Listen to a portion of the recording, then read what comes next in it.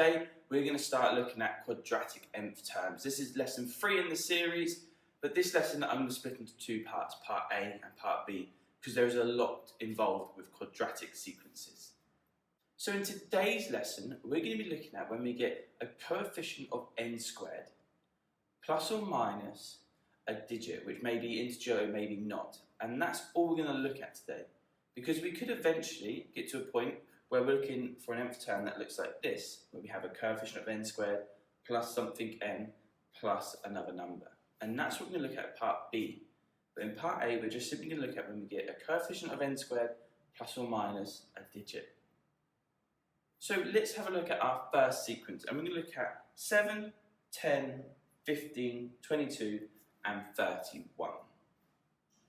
Now, we don't know it's a quadratic yet. This looks like any other normal sequence that we were looking at yesterday. We know when we're working with quadratic, when we start looking at the difference between each term. So if we look, how do we get from 7 to 10? We add 3. How do we get from 10 to 15? We add 5. How do we get from 15 to 22? We add 7. And how do we get from 22 to 31? Well, we add 9. So each time now, our difference is not the same. Okay, we add 3, add 5. So there's no times tables that this is like. So if you remember last lesson, if you haven't looked at last lesson, I've linked it below. Last lesson, we were looking when all these were the same, so it would tell us what times table they're similar to. Well, there is no times tables now that they're similar to. We now need to go down to our second line of difference, and we need to see what's the difference between the differences. Well, what's the difference between the first two differences? What's the difference between 3 and 5? Well, there's 2. And then the next one, 2 and 2. So our second line of difference is all the same. If the second line of difference is all the same, it means we're now working with squared numbers. Now don't worry, in the GCSE, they never expect you to go further than the second line of difference. So the only one we will ever be able to find are squared numbers. So a second line of difference tells us something to do with these squared numbers. So I've put n squared there to remind me that this is something to do with our squared numbers. But what? Because our squared numbers could be multiplied by 1, 2, 3, 4. They can be multiplied by anything. So what squared numbers are we looking at? Are we looking at times them by 1, times them by 2? Well, actually, this second row of difference tells us. If we half the second row of difference, so currently it's all 2's, if we half that, that tells us what we need to multiply our n squared numbers by. Well, half of 2 is 1, and 1 times n squared is just n squared, isn't it? Times 1 by anything, it gets itself. So it's just our n squared numbers we're interested in here. So what relationship does this sequence have with our squared numbers? Well, just like yesterday, let's write our squared numbers above. 1, 4, 9, 16, 25. And what do we have to do to our squared numbers to get to our sequence? Well, to get from 1 to 7, we add 6. To get from 4 to 10, we add 6. To get from 9 to 15, we add 6. So, this sequence is just our n squared numbers plus 6.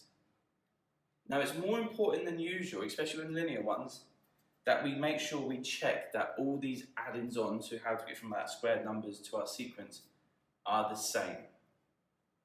Because these could change, and this is what we're going to look in part B when this row changes. So do be sure to make sure you check more than one number in this situation.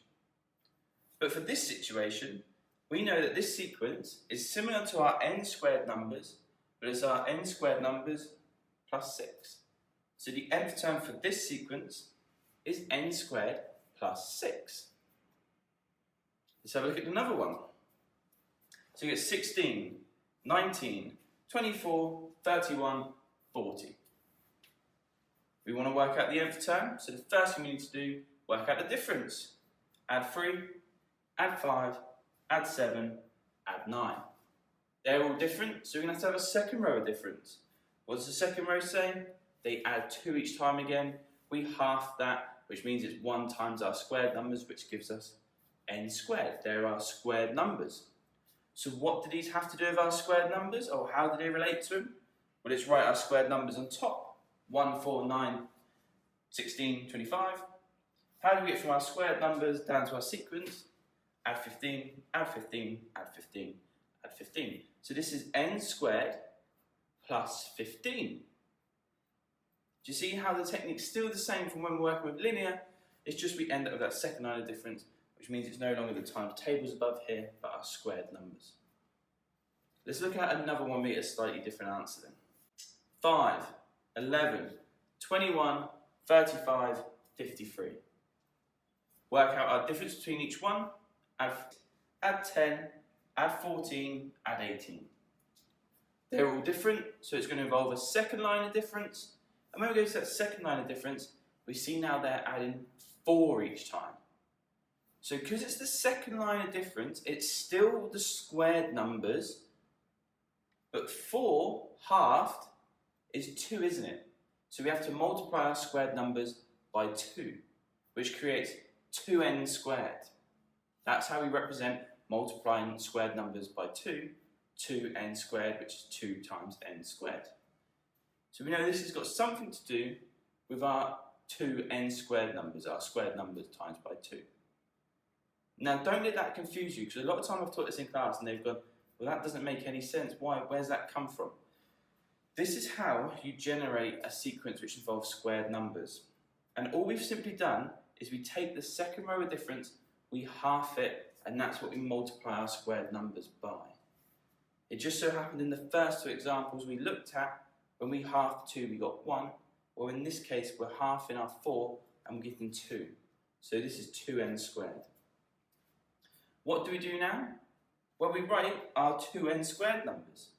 Our original square numbers were 1, 4, 9, 16, 25. Well, we now times them all by 2 to get 2, 8, 18, 32 and 50. These are our 2n squared numbers. Can you see this is our n squared numbers times by 2. Then what do we need to do to our 2n squared numbers to get to our sequence? Well, we add 3, add 3, add 3, add 3. So this is 2n squared, add 3. This sequence here is similar to when we multiply our squared numbers by 2, except this time we add 3 each time. And that's our part A to quadratic sequences, ladies and gents. And I'm hoping you can see the method is not too different, except now instead of working with times tables, we're working with squared numbers. So I'm just going to repeat the method once more. If we get a sequence, as always, find the common difference. If the common difference isn't the same, we look for the second line of difference. If there's a second line of difference, it means it's something to do with the squared numbers. Whatever that second line of difference is, half it and multiply our squared numbers by that amount. We then write those squared numbers, whether it's times by 1, times by 2, times by 3, at the top, and then we work out what do we need to do to these numbers to get to our sequence, and that's what we either add or take away. Now I have attached a worksheet below. Okay, if you have any questions, please do message or comment on the video and I'll reply as soon as possible. And that's it for part A of today's lesson. In part B, this gets a little bit more tricky, okay, where this line of add are not all the same. And we'll be looking at how we do that in part B of the lesson. So that's all from me. Do please now go ahead and do the work. If you found this lesson useful, hit the like button, hit the subscribe button, and I'll see you in part B of today's lesson.